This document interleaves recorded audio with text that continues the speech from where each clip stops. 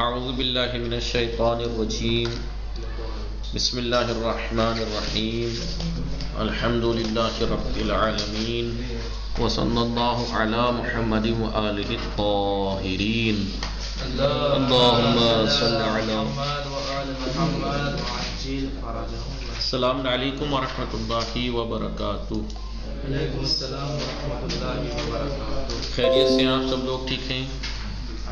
ہماری گفتگو کتاب کلام اسلامی میں چل رہی تھی خدا شناسی، جی خدا کے وجود کی شناخت اور معرفت فطری ہے، جی تو خدا شناسی فطری قرآن سے پہلے عقل سے بتایا، دلیلیں دی، پھر قرآن سے، اب روایات سے یہاں پہ بتائیں گے خدا شناسی فطری در روایات۔ روایات میں خدا شناسی فطری کی طرف اشارہ ہوا ہے یا نہیں، یا بیان ہوا ہے یا نہیں، اس کے بارے میں یہاں روایتیں ڈھونڈ کر لائیں گے، ٹھیک ہے؟ کہ خدا شناسی کا مسئلہ فطری ہے یہ ثابت کریں گے، ٹھیک ہے؟ یہ کہہ رہے ہیں مسئلہ فطرت، فطرت کا جو مسئلہ ہے در روایات متعددی، یعنی متعدد روایات میں مورد توجہ قرار گرفت ہے، مورد توجہ قرار پایا ہے۔ فطرت کا مسئلہ بہت سی روایتوں میں مورد توجہ قرار پایا ہے، یعنی اس کی طرف بیان کیا گیا ہے مسئلہ فطرت کو۔ البتہ یہ وہ روایتیں جس میں مسئلہ فطرت کو توجہ جس میں دی گئی ہے، جس میں بیان کیا گیا ہے، ان روایات میں اس بارے میں کہ وہ فطری امر ہے کیا، فطرت کا مسئلہ تو بتایا لیکن وہ فطری مسئلہ ہے کیا، اس اعتبار سے یہ روایتیں متفاوت ہیں، مختلف ہیں۔ در برخی از احادیث بعض روایات میں اصل دین کو فطری بتایا گیا ہے کہ اصل دین جو ہے وہ خود دین جو ہے وہ فطری ہے، انسان فطرتاً دین کو مانتا ہے۔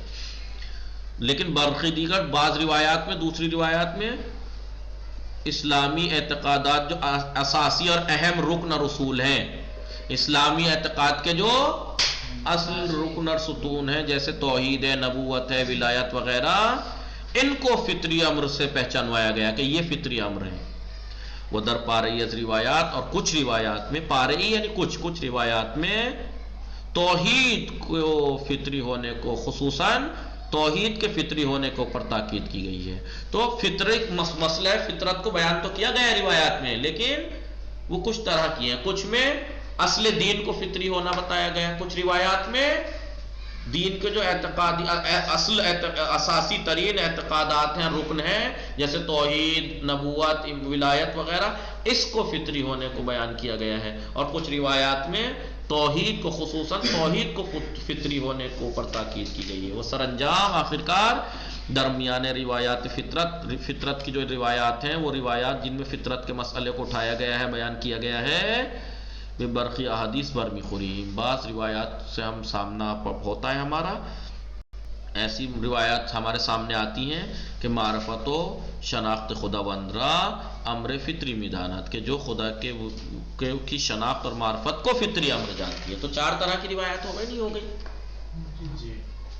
پھر روایات فطرت جو ہیں، روایات فطرت جو ہیں وہ روایات جس میں فطرت کے میٹر کو بیان کیا گیا ہے، مسئلے کو بیان کیا گیا ہے، ان میں کچھ وہ ہیں جو اصل دین کو فطری ہونا بتاتی کہ اصل دین فطری ہے، کچھ وہ ہے کہ جو اس کے اساسی اور ارکان اور اصول جو ہیں ان کو فطری ہونا بتایا گیا ہے، توحید، نبوت، ولایت وغیرہ، کچھ وہ ہے جو توحید کے فطری ہونے کو پر تاکید کرتی ہیں روایتیں، اور کچھ وہ ہیں کہ جو خدا کی شناخت اور معرفت کو جی فطری ہونا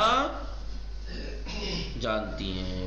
برائے مثال کے طور پر در حدیثی آمد است، ایک حدیث میں آیا ہے کہ یکی از اصحاب امام باقر علیہ السلام، اللہم صلی علی محمد، امام باقر، پانچویں امام محمد باقر علیہ السلام کے اصحاب میں سے ایک عزیشان ان سے حضرت سے دربارہ آیت، اس آیت کے بارے میں، حنفاء اللہ غیر مشرکین بہی، سورہ حج کی 31ویں آیت کے بارے میں ان سے، امام سے معنی حنیفیت کے بارے میں اس نے پوچھا۔ یہاں پہ حنفاء سے حنیفیت کا کیا معنی ہے؟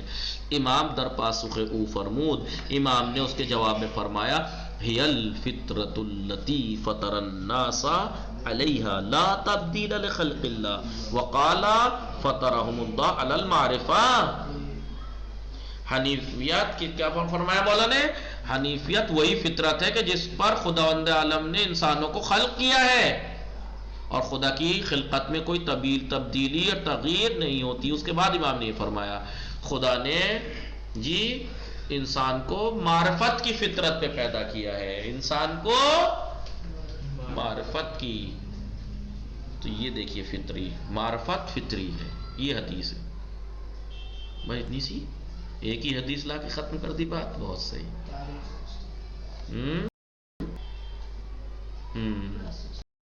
ایک ہی روایت لا کے، بہرحال بہت سی روایتیں ہیں. ایک روایت انہوں نے واضح طور والی یہاں بیان کر دی، کیا کہ جو اس بات پہ دلالت کر رہی کہ معرفت اور شناخت فطری امر ہے.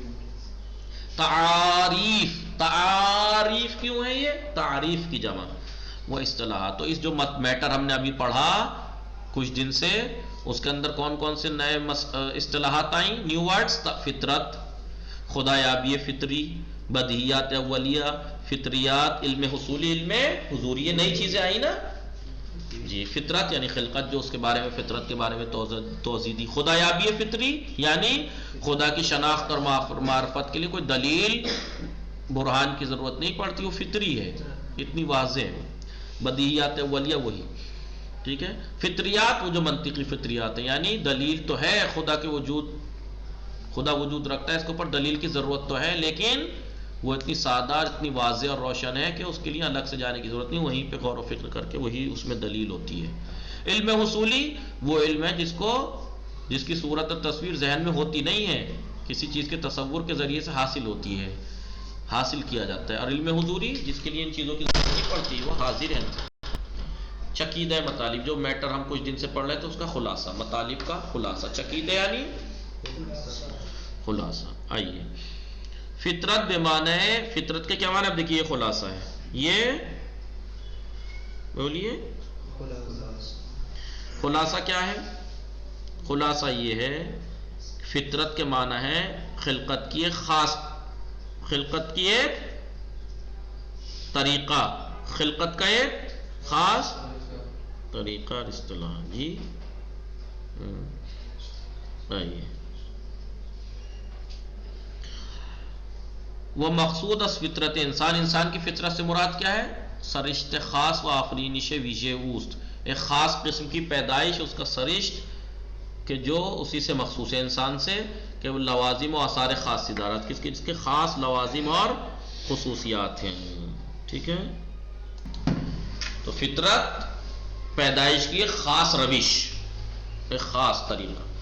نمبر 2 اس فطری بودن خدایابی، خدایابی کا مسئلہ فطری ہے، خدا کی پہچان و شناخت معرفت فطری ہے. اس کے بارے میں یعنی کیا مطلب ہے فطری ہونے کا مطلب؟ اس کے بارے میں مختلف تفسیریں وجود رکھتی ہیں کہ ان میں سے اہم ترین یہ 4 ہیں. نمبر 1 فطری بودن آگاہی انسان از وجود خداوند، خود انسان کی جانکاری خدا کے وجود پر جو جانکاری ہے وہ اس معنی میں ہے کہ خدا وجود دارت یہ اولیات میں سے ہے، قضایا اولیات میں سے، یعنی وہ قضایا جن میں دلیل کسی اور اس کی تصدیق کے لیے دوسرے قضیے کے تصور یا تصدیق کی ضرورت کی محتاج نہیں ہے، پھر اس کے تصور کے محتاج نہیں، بلکہ خود ہی اس قضیے میں تصور تصدیق پہ اس پہ موضوع محمول پہ غور و فکر کر لیے تو انسان یقین کر لیتا ہے، تصدیق کر لیتا ہے. دوسرا کیا؟ وہی فطری ہونے سے مراد کیا ہے؟ خدا یابی کا فطری ہونے سے مراد یہ ہے کہ خدا وجود دارات یہ جملہ ان قضایا میں سے ہے جو فطریات میں سے ہیں، یعنی ایک ایسا قضیہ ہے کہ جس کو ثابت کرنے کے لیے دلیل کی ضرورت ہوتی ہے، لیکن وہ دلیل ہمیشہ ہمارے ذہن میں ہمارے ساتھ ہے. تیسرا خدا کی معرفت و شناخت یعنی خدا یابی فطری ہے. اس کے مطابق تیسری تفسیر کے مطابق انسان جو ہے وہ عالم طبیعت میں آنے سے پہلے، یعنی اس عالم کون و مکان دنیا میں آنے سے پہلے ہی خدا کے خود کو اللہ نے اس کو پہچانوا دیا ہے دوسرے عوالم میں، دوسرے عالم میں. خلقت سے پہلے جو بھی عالم، جن عوالم سے انسان کی روح گزری ہے، وہاں پر جی خداوند عالم نے خاص روحانی سامنا کرا کر اپنے آپ کو پہچانوا دیا ہے. یہ ہے فطری ہونے کا مطلب. اور یہ اصلی معرفت وہ اصل ان معرفت، اس معرفت کی جو اصل ہے جہان طبیعت میں قدم رکھنے کے بعد انسان کے لیے وہ چیز باقی رہ گئی ہے، یہ ہے خدا یقین معرفت کا فطری ہونا، اگرچہ اس کی خصوصیات کہ کیسے اس نے خدا کے سے مقابلہ کیا تھا، روحانی سامنا کیا تھا، وہ بھول گیا ہے، لیکن اصل باقی رہ جاتی ہے، اصل معرفت یہ ہے خدا کے وجود کی شناخت اور معرفت کا فطری ہونا۔ چوتھی تفسیر کیا کی تھی؟ رائے، چوتھا نظریہ خدا کے وجود سے انسان کی جو معرفت ہے وہ فطری ہے، اس سے مراد یہ ہے کہ وہ علم حضوری سے اس بات کو جانتا ہے کہ ہر انسان کہ خدا موجود ہے، وہ علم حضوری کے ذریعے سے جانتا ہے، اور ہم جانتے ہیں کہ علم حضوری کسبی نہیں ہوتا، اسے حاصل نہیں کیا جاتا۔ جیسے ہم سے کوئی پوچھے انگلیاں آپ کی ایک ہاتھ میں کتنی ہیں تو آپ فوراً کہیں گے 5، کیوں؟ سیکھنا پڑا آپ کو، آپ کے پاس حاضر ہے۔ ایسے ہی خدا کے وجود کی شناخت اور معرفت وہ علم حضوری، ہر انسان اپنا جو تعلق ہے، اپنے وجود کا جو خدا سے تعلق ہے، اس کی وجہ سے اپنا ہر انسان کا وجود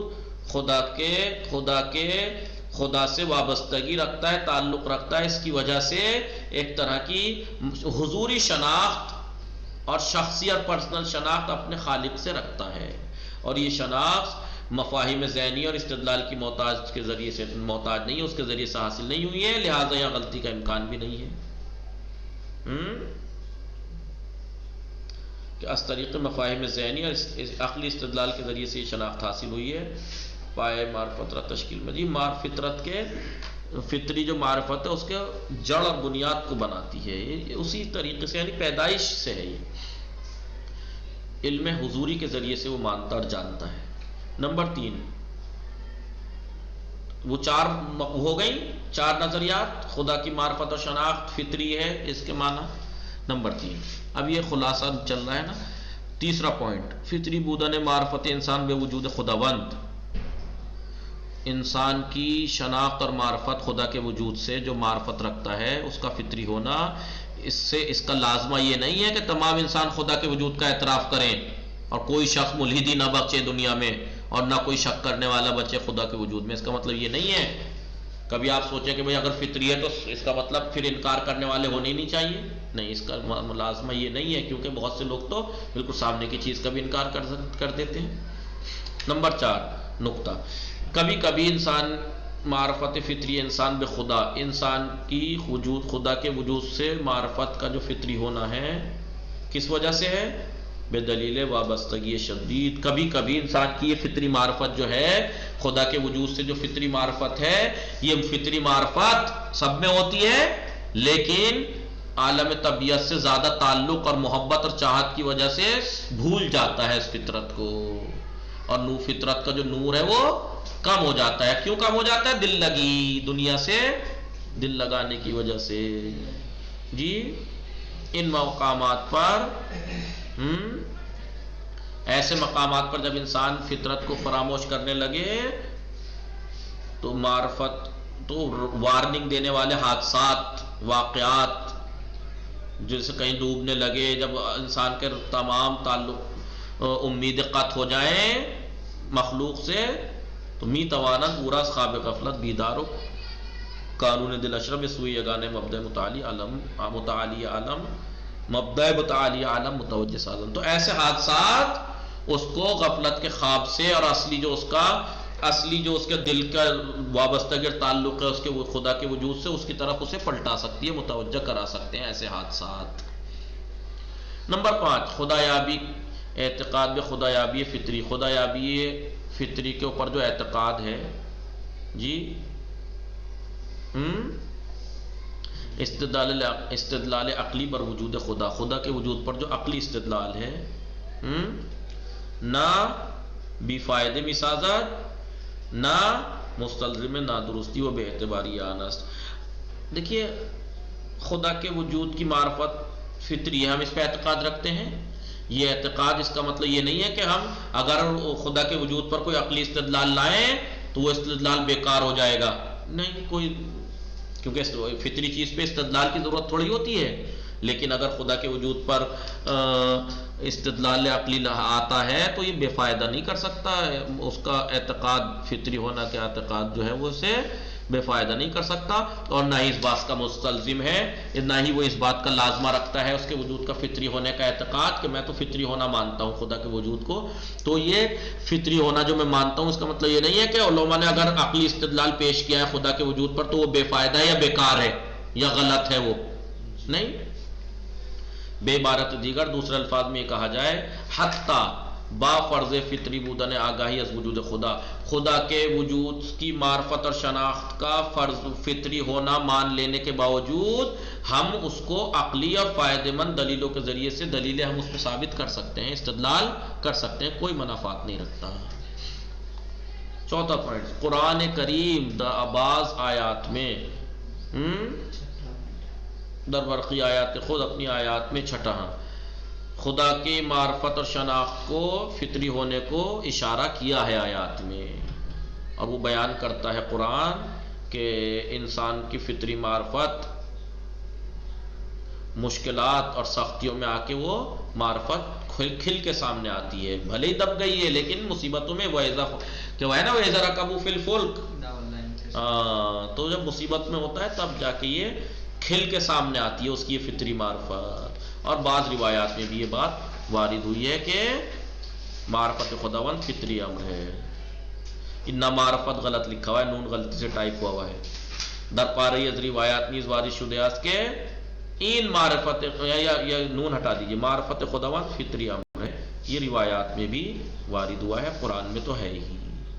وصلی اللہ علی محمد وآلہ الطاہرین۔ اب دیکھیے اوپر کیا ثابت کیا، خدا کے وجود کی معرفت اور شناخت فطری ہے، لیکن آخر میں پوائنٹ بھی بتایا، ہم یہ مانتے ہیں خدا کے وجود کی معرفت اور شناخت فطری ہے، اس کا مطلب یہ نہیں ہے کہ دلیل اگر اس کے اوپر لائی جائے تو وہ بیکار ہے یا بے فائدہ ہے، دلیل سے بھی اقامہ کیا گیا۔ اب یہیں پر خدا کے وجود کی معرفت اور شناخت کے اوپر دلیلیں پیش کریں گے۔ وصلی اللہ علی محمد وآلہ الطاہرین۔ اللہم